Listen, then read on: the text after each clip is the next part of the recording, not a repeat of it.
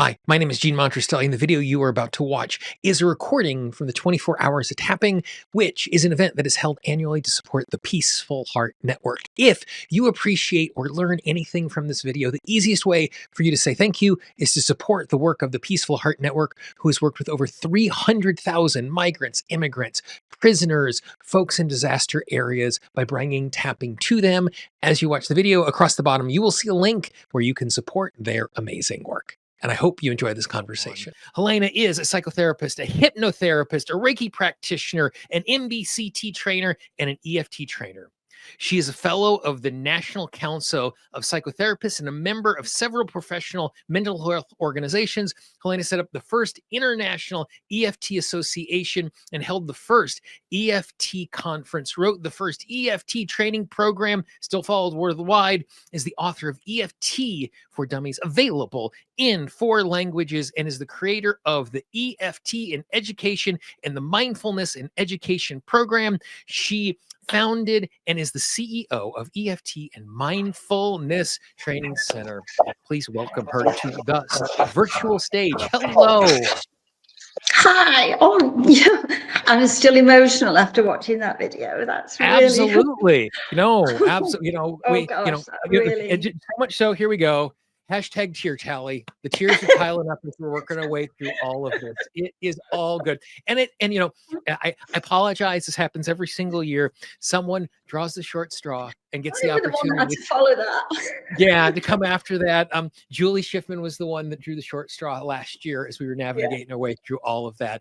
But it's just an amazing thing for us to be a part of all of this goodness. So it is. Nice big deep breath. Oh, are you holding up there? I am holding up. How? Not exactly sure. We are now moved to the place where this is just pure adrenaline and dark chocolate peanut butter cups, and that is what we're gonna ride for the last 2 hours plus as we work our way through all of this. So, great. One of the things that I've been doing over the course of the last 22 hours now, when we've been having these conversations, is I like starting off the conversation kind of with origin stories around the topics. And so for you, how did you find your way to mindfulness, tapping, and the marriage between those two particular things? Like, one of the things I love about tapping is it's this amazing accelerant, taking something that is good and adding to it. But I would love to hear kind of like what your journey has been as you have engaged with all of that. Okay, I'll give you the shortened version. Because basically, I dropped into EFT after I'd qualified as a psychotherapist, and then I did hypnotherapy, and I was looking for something else, and EFT kept coming on my radar, and I kept ignoring it until eventually I thought, yeah, you've got to look into this, and I did, and I was just blown away by the results, and I wanted to learn more, and then I went over to America, and I thought maybe I'll meet with people over there who know more about EFT. And guess what? Gary Craig came over around the corner to where I lived. He was visiting the UK, and I didn't know that at the time. Anyway, fast forward. I've just been passionate about EFT. I eat, sleep, drink EFT, basically. I love it. And I stand on the rooftops and tell people about it. How I got the merging mindfulness, I suppose, MBCT, but mindfulness with EFT. Well, when I was in my early teens, I'd gone through lots and lots of trauma. And I was always looking for something. I didn't know what. But I also knew that I was very spiritual. I liked holistic methods. I didn't like medication. I liked to listen to my own body. And then I saw a program on television. It was yoga. And I thought, so I started practicing yoga. And in that yoga session, I started practicing it regularly. In that yoga session, they introduced some mindfulness practice. It was in the early days, but it wasn't mindfulness then. It was just called meditation. So I started practicing this. And what I realized then, I didn't know until years later, was that the times when I had dissociated out of my body to go to those better places that I thought might be on the rooftops, in the trees, in the universe, my way of dissociating, I found meditation was similar but healthier, if you know what I mean. Yeah, absolutely. Yeah, because dissociation is not healthy, but meditation is healthy. And that's the importance. People sometimes say to me, but isn't that a form of dissociation? No, it's not. It's actually the complete opposite. So what I like about mindfulness, and especially MBCT, is that it actually puts us in tune with our bodies. So it fits like a glove with EFT. So when you want to be in that safe place, when you want to be in that place where you connect with that almost higher consciousness, meditation is the tool. I don't know if you're a meditator. I presume you are. Because of the very kinetic nature of my ADHD, I am a walking meditator.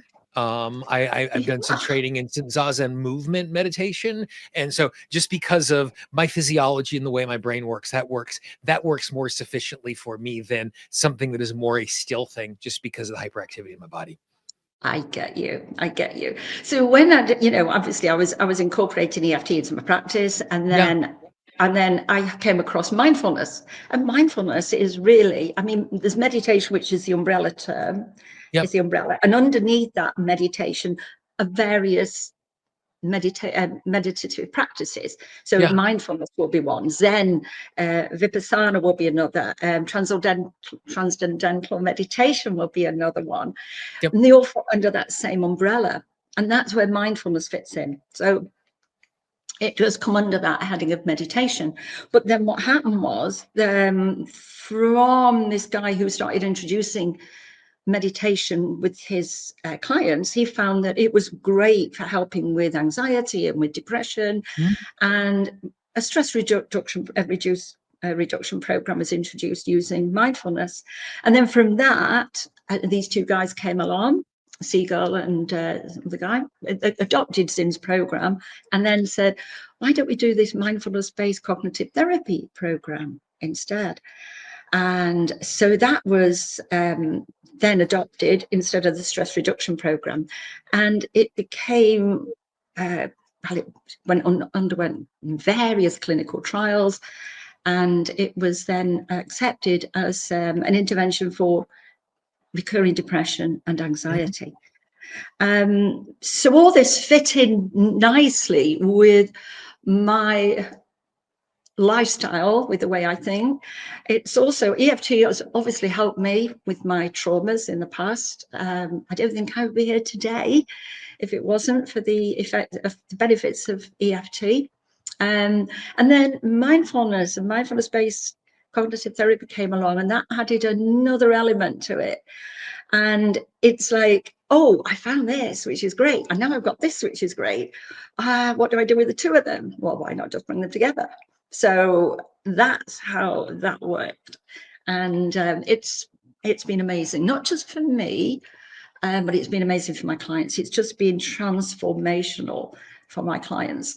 So I know some people think it's a bit woo-woo. It can be. Some people think, oh, it's a way of getting Buddhism in the back door, but it isn't. It's secular, it can be spiritual.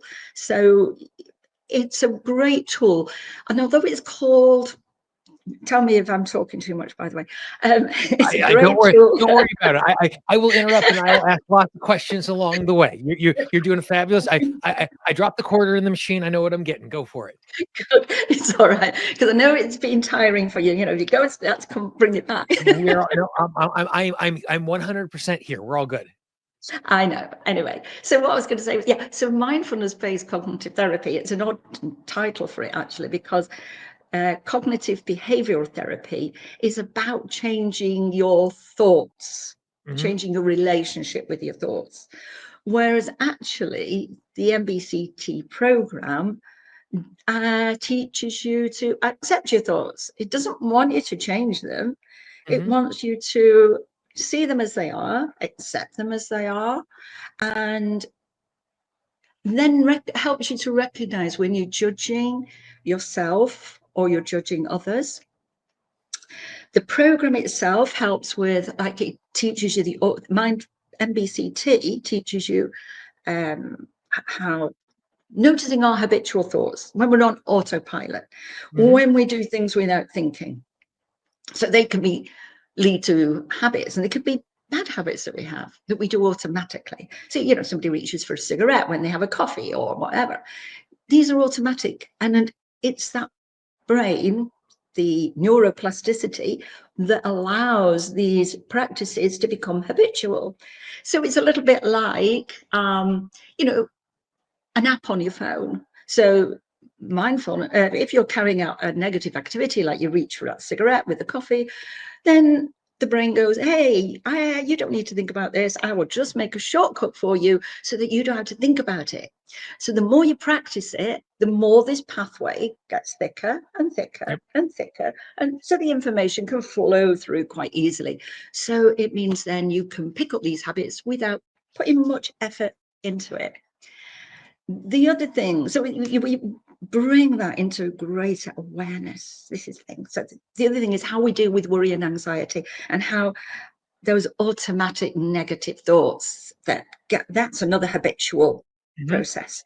So they get on that same neuroplasticity track and they become automatic. So this is the way I think, this is the way I always think, this is the way it always is.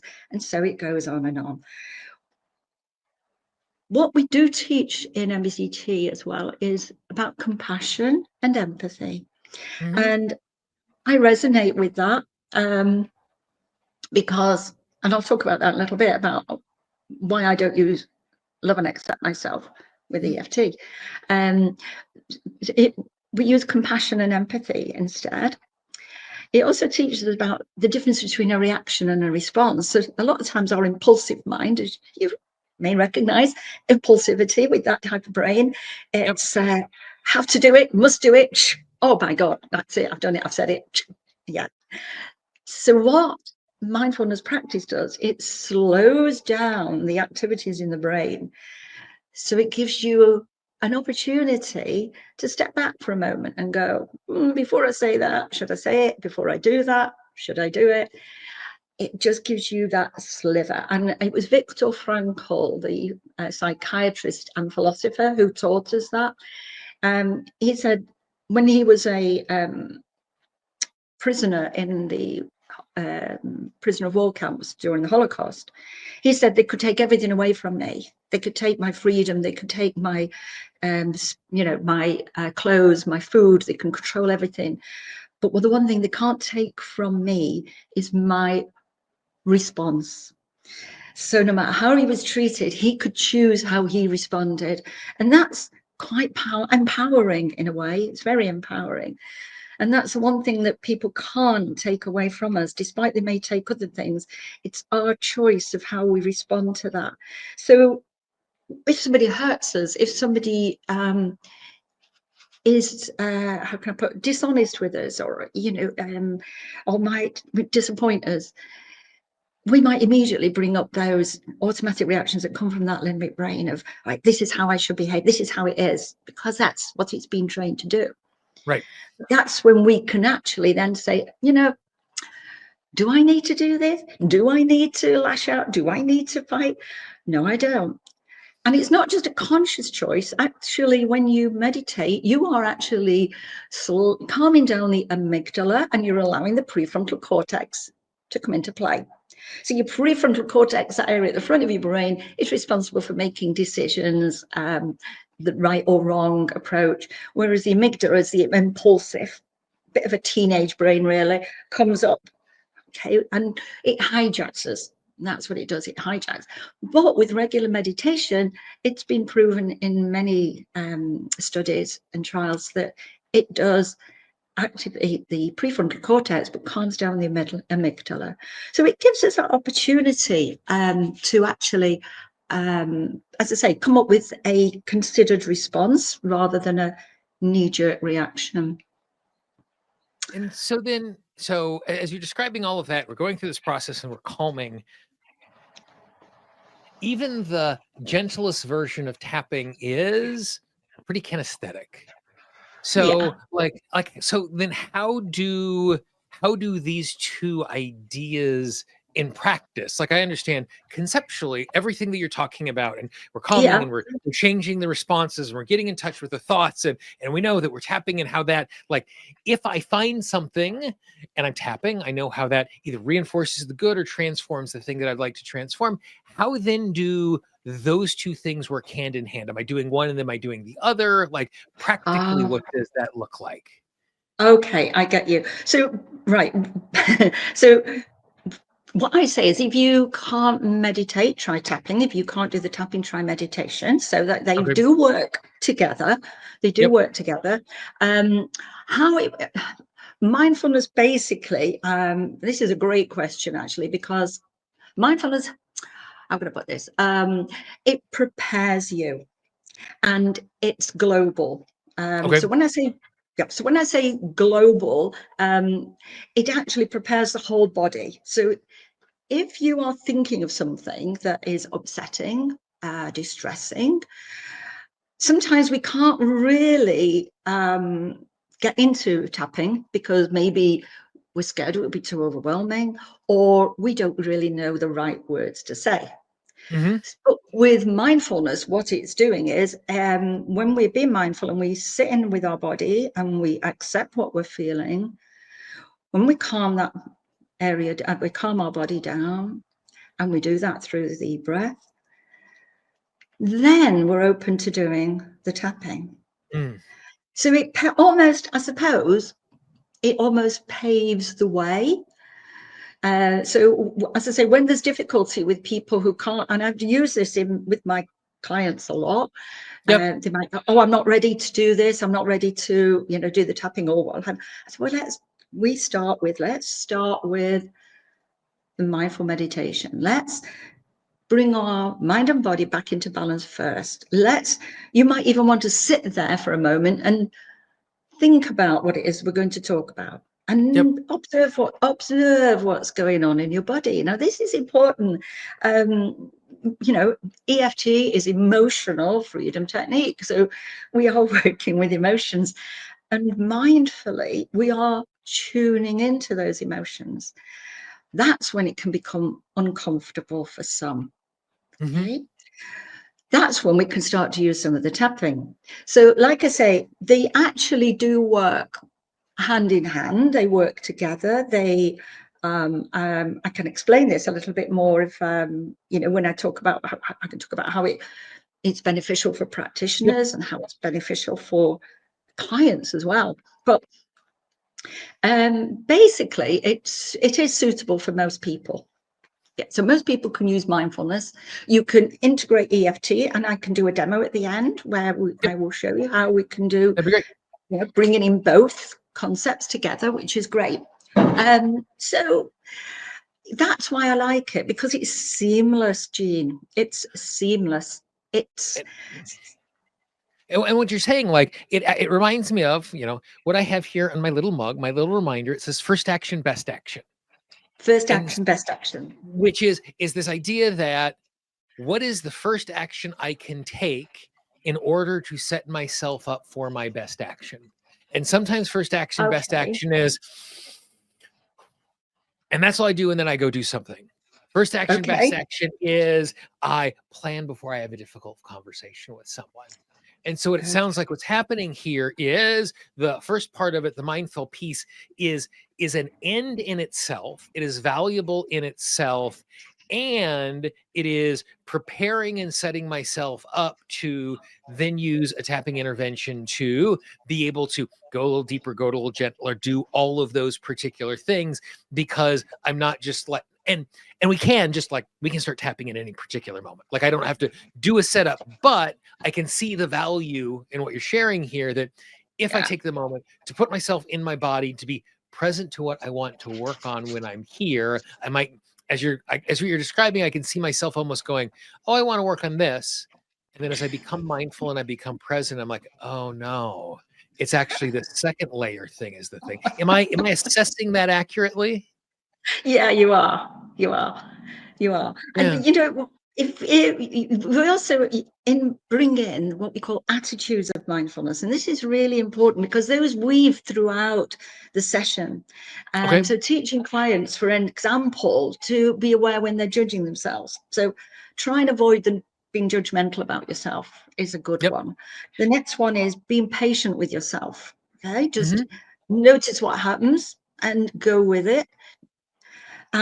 Beginner's mind. So beginner's mind is like, maybe treat this as like the first time I've ever done this. This is new. This is a new experience, because let's not go with all the old assumptions and old patterns. Let's treat this as something new. So that's what we call the beginner's mind. And then there's the non-striving, the trust.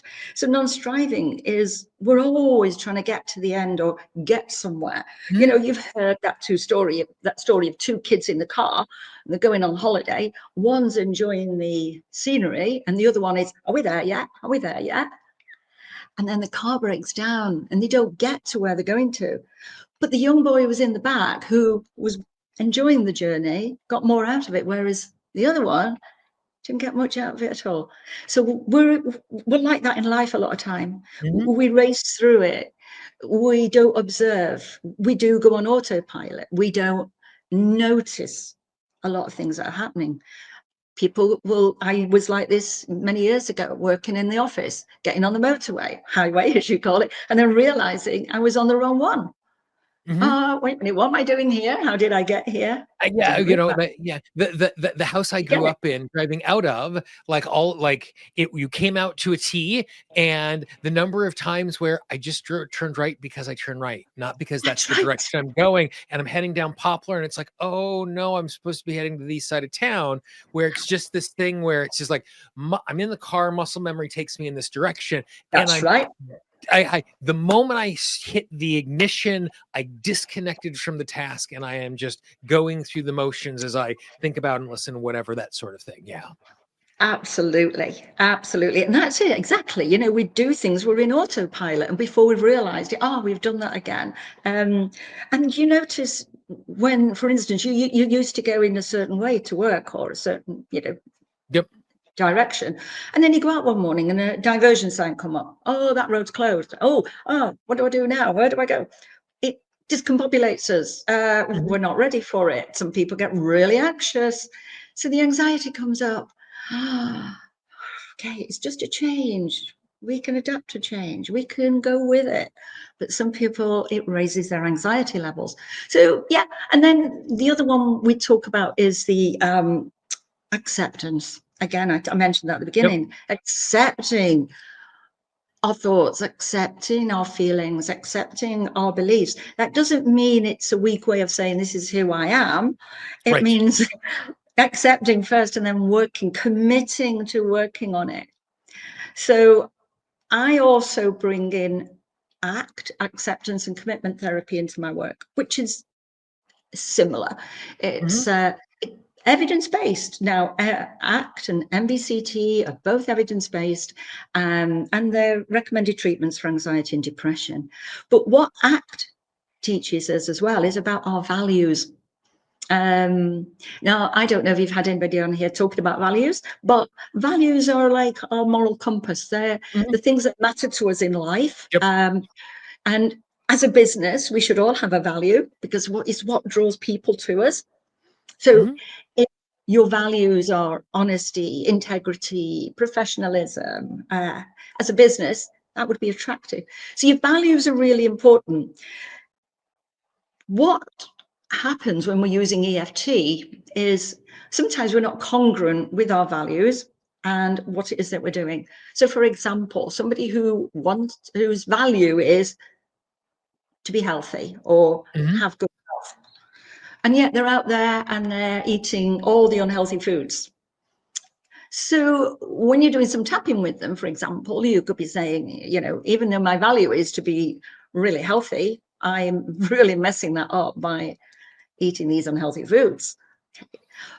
But so I'll come to that in a minute. But ACT, as I say, is really important. That brings in another dimension into the mindfulness practice. But it doesn't have to be either or, Jean. It blends, it moves, it's flexible. stressful, you can dip in and out of it. So there are many times in a client session, I will perhaps, well, let's just hold that space for a moment. I can see now this is a bit distressful, so let's hold that space for a moment and let's just focus on what's going on and allow that silence.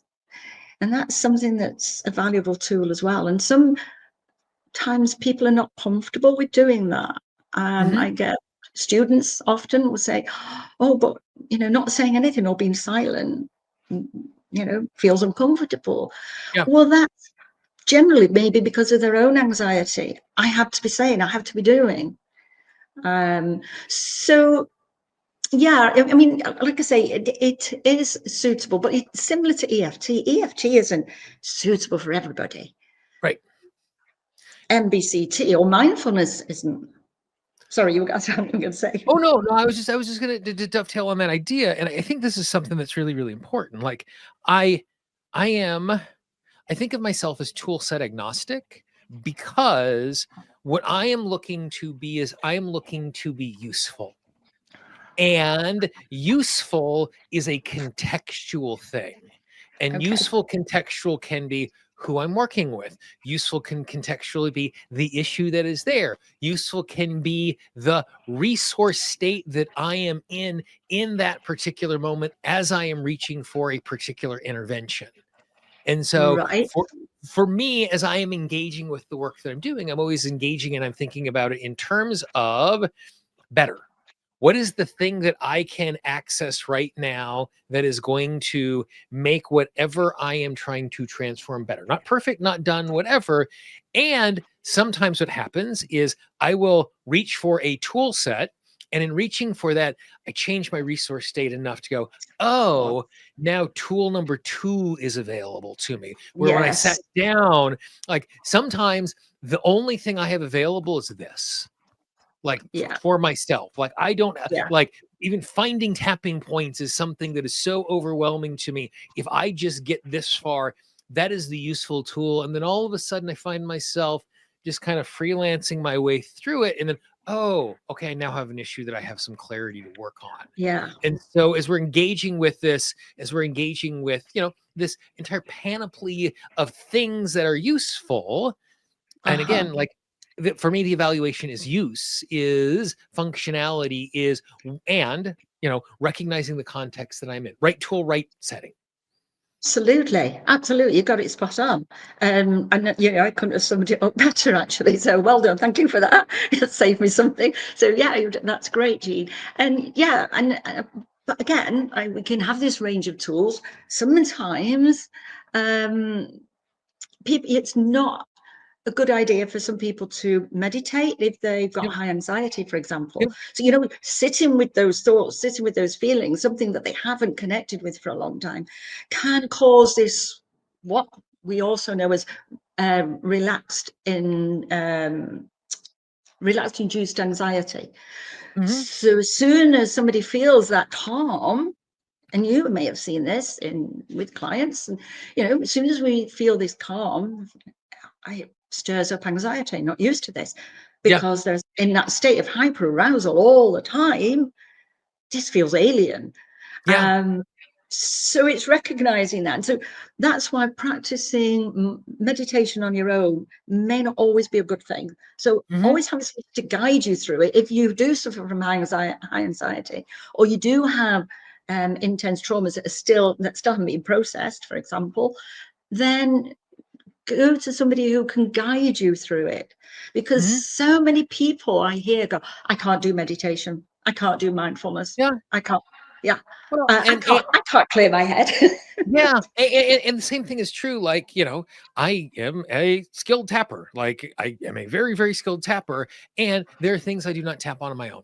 Like Yes. even inside of a modality that I'm super hyper competent in, that I've worked very, very hard to be super hyper competent in, there Yeah. are there are times where I'm trying to do something and I'm not successful. And there are other times where I go, because when I'm tapping on my own, I have to do 3 things.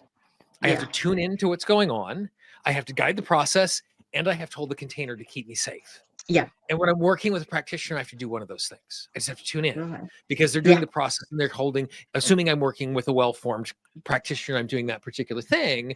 And so it makes perfect sense with all, like, just because I can doesn't mean I should. Just because That's I it. can try this thing on my own doesn't Yeah. mean that it is necessarily safe and accessible for me as I'm engaging with it. And like the rule of thumb that I have is if I'm ever in a circumstance where I go, I wonder if this is a good idea for me, if I'm asking the question, the answer is Yeah. no. Like it's That's just it. like if there's a seated out, the answer is no. I'm That's going it. to make sure that I'm Exactly. taking care of myself in that particular way.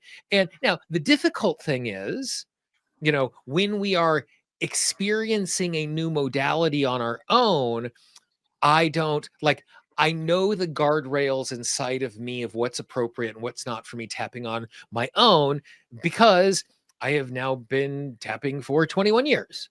You're It's educated.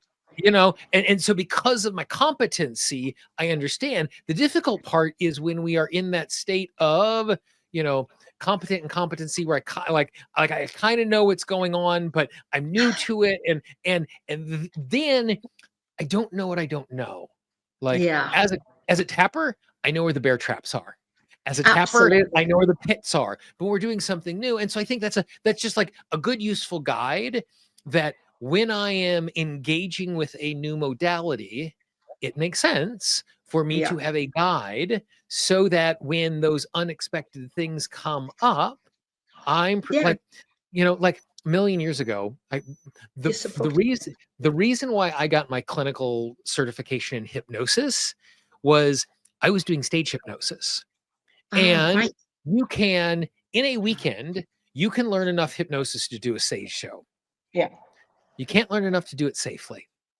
Yeah. And so, as I was talking to folks who had been doing stage for 40 years, every single one of them said, go get a clinical certification so that one time when you tell the kid to tell the person to pretend they are 5 and they don't, they actually Yeah. regress back to 5 and you have them on stage in a place that is unsafe. Like you need to Correct. be able to handle something like that. And so I think it's a really good rule of thumb when we are trying a new Yeah. modality to have guidance as we are doing that particular thing.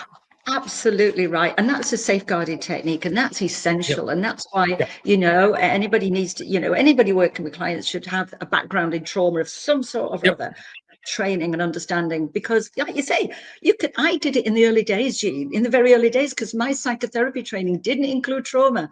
And I Yep. remember saying to a client, she had dissociative tendencies, and I remember saying to her, go home, get in tune with your body, with your showers. Whoa, she blew up like a firework and just ran Yeah. out the door. And I went, okay, I think I need to learn from this. Yeah. So, yeah. And if a client comes to me and says, oh, yeah, I can describe everything, but I don't really feel it.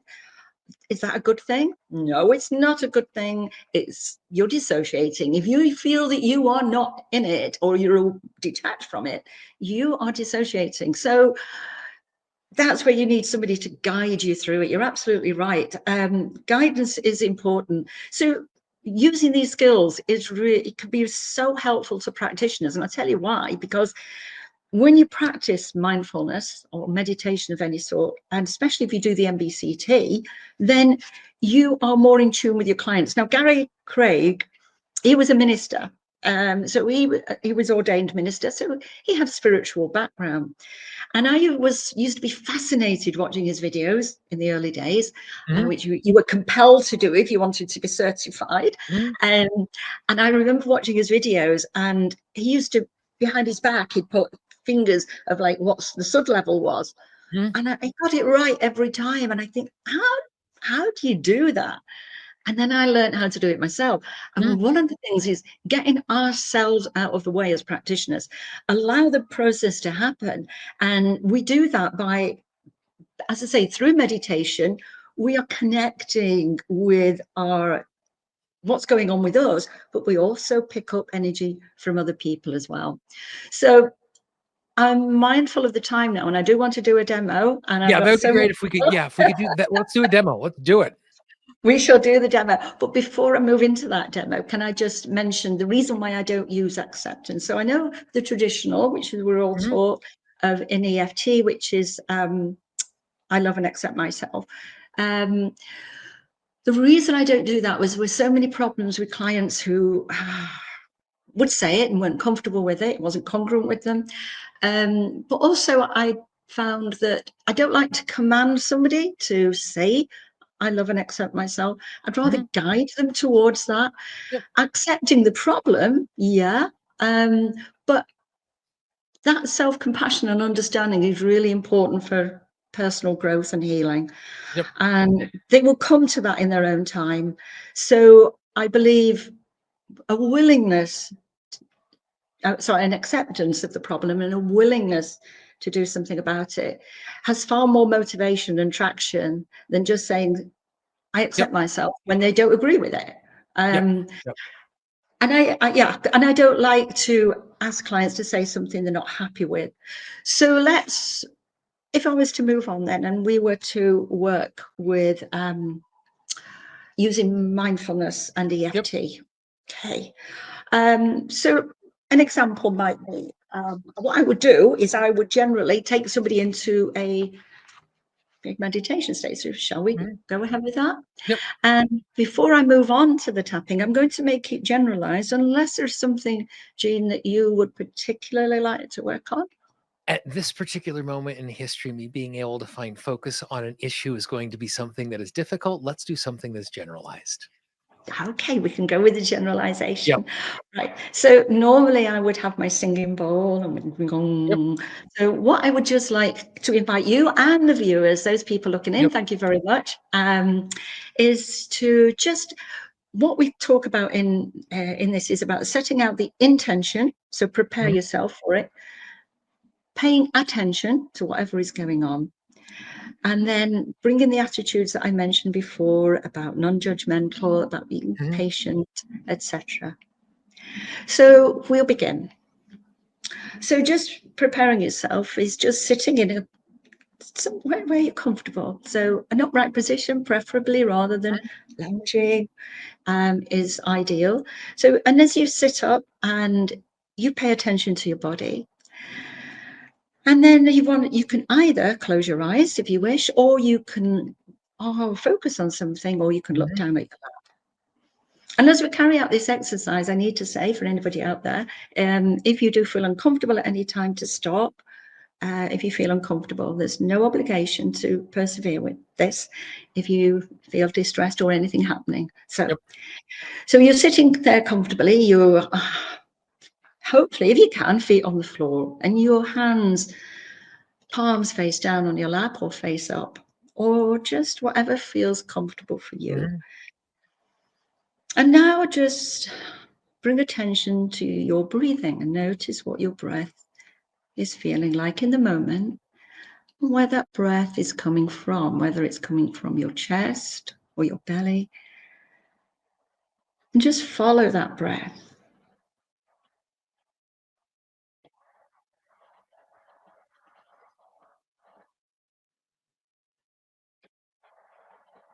And as you follow that breath, some thoughts, images, past memories may come up, and that's perfectly fine.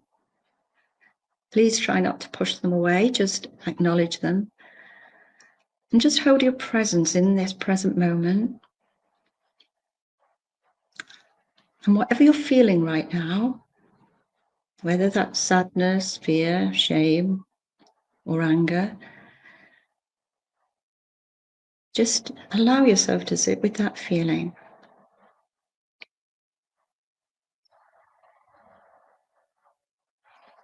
Just come back to the breath whenever you feel your mind has been distracted or taken away. Just come back to the breath. Your breath is your anchor.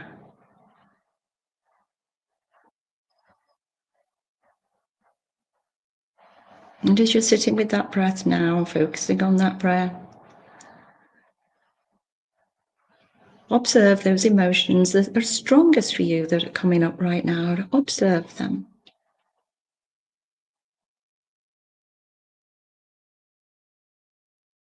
See if you can tell in your body where you're feeling these emotions.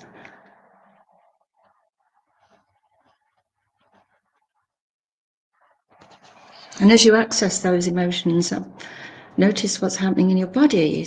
You're feeling tension, or maybe your mouth is going dry, or you're feeling a little uncomfortable.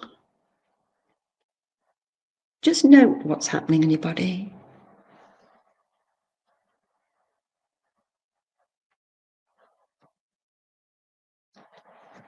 And as you focus on it, you don't need to do anything. Don't judge it, just accept it just as it is. Neither right nor wrong, neither good nor bad. It just is. Be curious about it. Be curious about what you're feeling right now. And you may want to say to yourself, it's okay. I can feel this without pushing it away. I don't have to get caught up in it. I can see it as an observer.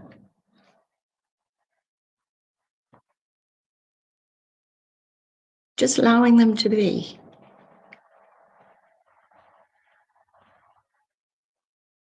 And sometimes we don't just bring up one emotion. Sometimes we may bring up a range of emotions. And that's okay too.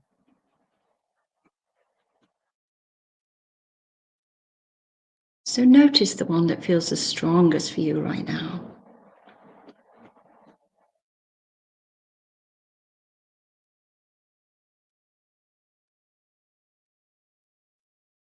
By observing these emotions, by accepting them, not judging them, we're no longer fighting emotions. Often we don't want things to be the way they are, or we don't want people to be the way they are. And that creates an inner fight within us. And that depletes our energy. So accepting these feelings, accepting these thoughts, and becoming aware of them. And as anything arises in your body, whether that's even tears or whatever you feel like, or rage, these things are there to teach you. So now you've access to whatever emotion is coming up for you right now. Let's now gently and calmly just bring in some tapping as we tap on the side of the hand. And start with, even though I'm feeling this emotion right now, and I feel it in my body. Yeah. Even though I'm feeling this emotion right now and I feel it in my body. Okay. I choose to be curious. I choose to be curious. And I choose to be kind and compassionate to myself. And I choose to be kind and compassionate to myself. Let's just tap around now the top of the head. This emotion. This emotion? Okay. I feel it strongly in my body. I feel it strongly in my body. Okay. I don't want to fight this anymore. I don't want to fight this anymore. Okay. Maybe it's time to accept this emotion. Maybe it's time to accept this emotion. Just as it is. Just as it is. I do that with compassion. I do that with compassion. And kindness.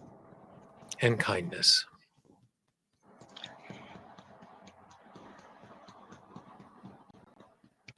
So then maybe we'd go on to the next round now, and we're just going to, I'm still feeling some of this emotion. I'm still feeling some of this emotion. Okay. And I'm recognizing where it's coming from. And I'm recognizing where it's coming from. Okay. This is the past. This is the past. And I choose to be in the present. I choose to be in the present. Okay.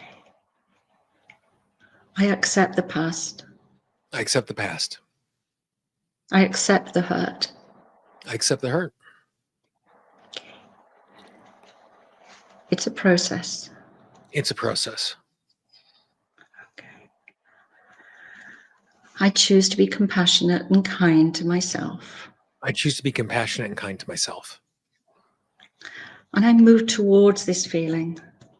I move towards this feeling. With curiosity. With curiosity. So I'd just like you for a moment now, as you carry on tapping, is to bring up that emotion again and now move towards it. A lot of the time we avoid. When we avoid things, it makes it worse. It escalates our anxiety because we can't fix it and it isn't moving away. So we have no choice often but to move towards it and to see it just as it is. So move towards that feeling right now. Observe. With curiosity.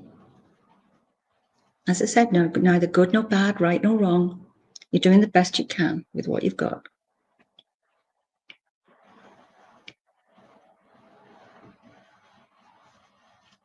And then as you tap around now, you may want to consider